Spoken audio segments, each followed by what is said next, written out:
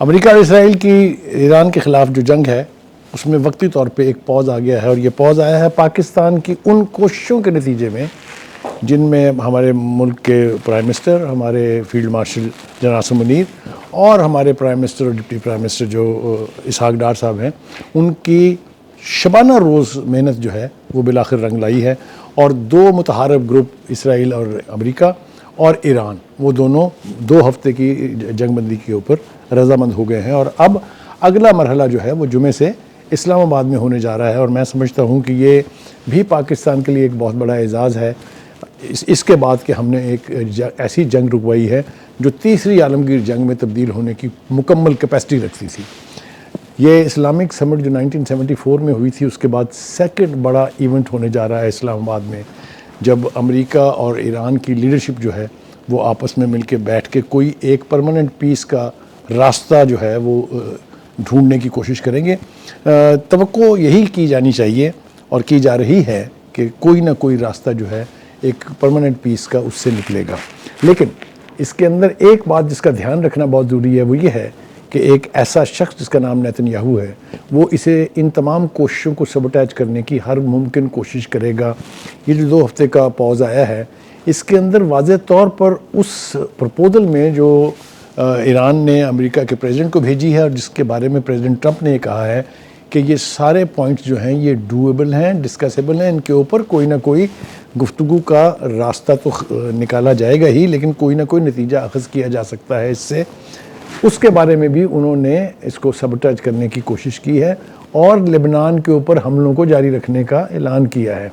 یہ اس کو سبوٹیج کرنے کی یہ کوشش ہے، اس لیے کہ جو پرپوزل 10 پوائنٹ گئی ہے اس کا 10واں پوائنٹ یہی ہے کہ ہاسٹیلٹیز جو ہیں وہ روک دی جائیں گی، اور خاص طور سے لبنان میں جو ریزسٹنس موومنٹ ہے اس کے خلاف جو ہاسٹیلٹیز اسرائیل کی ہیں ان کو بھی فوری طور پر روک دیا جائے گا۔ اینی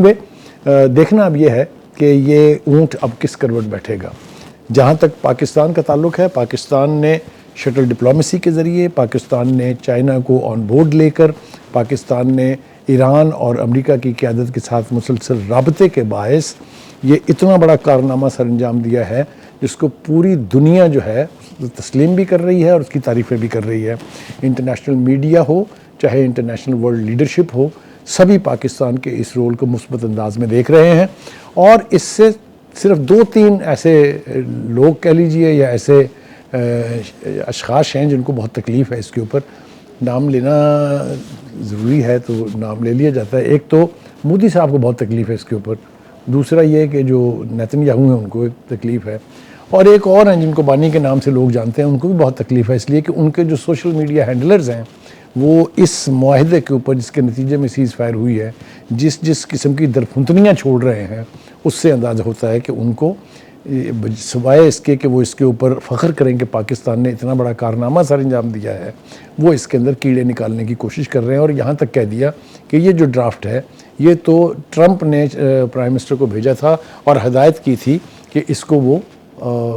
واپس جو ہے انہیں بھیج دیں تاکہ اس کے اوپر آگے بڑھا جا سکے۔ اس طرح کی گفتگو کرنا پاکستان کے مفاد کے ساتھ کھلواڑ تو ہے ہی، لیکن اپنی انا کی تسکین کے لیے پاکستان کے پازیٹیو پوائنٹس کو نیگیٹیوٹی میں بدلنا جو ہے یہ میرے خیال سے کسی قومی جرم سے کم نہیں ہے۔ ہیونگ سیڈ دیٹ، اس وقت مزید کیا ہونے جا رہا ہے اسلام آباد میں جمعے کے روز سے امریکہ اور ایران کی لیڈرشپ کی جو مڈبھیڑ ہوگی یا ایک دوسرے کا سامنا کریں گے، یہ پہلے موقع ہے کہ ایک طویل عرصے کے بعد ایران اور امریکہ کی لیڈرشپ براہ راست ڈائلاگ کر رہی ہیں، ورنہ یہ بالواسطہ ڈائلاگ ہوتا تھا کہ کوئی ایک تیسری پارٹی کا بندہ جو ہے ان کا میسیج لے کے ان تک جاتا تھا، ان کا میسیج لے کے ان تک آتا تھا۔ یہ پہلی دفعہ ہے کہ اتنے کمپلیکس ایشو کو ریزالو کرنے کے لیے دونوں ہی ملکوں کی قیادت جو ہے وہ ایک دوسرے کے ساتھ بیٹھ کے کوئی نہ کوئی راہ نکالنے کی کوشش کرے گی۔ ایران کی طرف سے جو ان کے وزیر خارجہ ہیں عباس عراقچی وہ آ رہے ہیں، اور جو ان کی پارلیمنٹ کے اسپیکر ہیں باقر کالباف وہ آ رہے ہیں، دونوں ہی بہت سینئر لیڈر ہیں، اور ان کے بارے میں یاد دلا دوں کہ امریکہ کے پریزیڈنٹ ٹرمپ کی طرف سے یہ اعلان کیا گیا تھا کہ پاکستان کے کہنے پر ہم نے ان دونوں کو ہٹ لسٹ سے نکال دیا ہے۔ اور دوسری طرف سے امریکہ کی طرف سے جو جے ڈی وانس ہیں وائس پریزیڈنٹ ہیں وہ آ رہے ہیں، اور ان کے ساتھ وٹکاف جو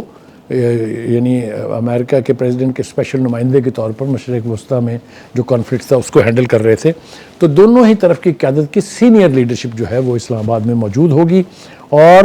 ہماری یعنی کرٹسی پاکستان کوشش کی جائے گی کہ کوئی نہ کوئی حل جو ہے اس کا نکال لیا جائے. جہاں تک گارنٹر کا ذکر ہوتا رہا ہے کہ کون گارنٹی دے گا کہ امریکہ اپنی کمٹمنٹ کے اوپر پورا اترے گا, اس کے لیے چائنا کا نام لیا جا رہا ہے. کیونکہ اگر میں آپ کو یاد دلاؤں تو پریزیڈنٹ ٹرمپ نے اپنی ٹویٹ میں جو انہوں نے سوشل ٹروتھ اپنا جو اکاؤنٹ ہے اس کے اوپر جاری کی تھی, اس میں کہا تھا کہ اس حوالے سے چائنا کا رول جو ہے وہ بہت پازیٹیو ہے, اور چائنا کے ساتھ ہمارا بھی انٹریکشن جو ہے وہ بہت پازیٹیو ہے. کیونکہ پریزیڈنٹ ٹرمپ جو ہے وہ چائنا جانے والے ہیں اسی ہفتے, اگلے ہفتے, اور مجھے اچھی طرح سے یاد ہے اور اس کا ذکر کرنا بہت ضروری ہے کہ چائنا کی طرف سے یہ اعلان کیا گیا تھا, باقاعدہ فارن منسٹری کی طرف سے یہ اعلان کیا گیا تھا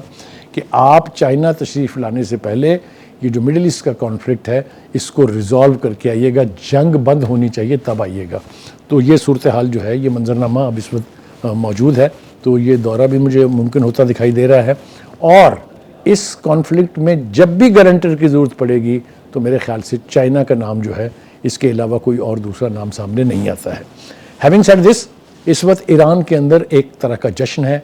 جب کل رات کو اس معاہدے کا اعلان ہوا تھا تو پوری قوم, خاص طور سے خواتین کی ایک بڑی تعداد جو ہے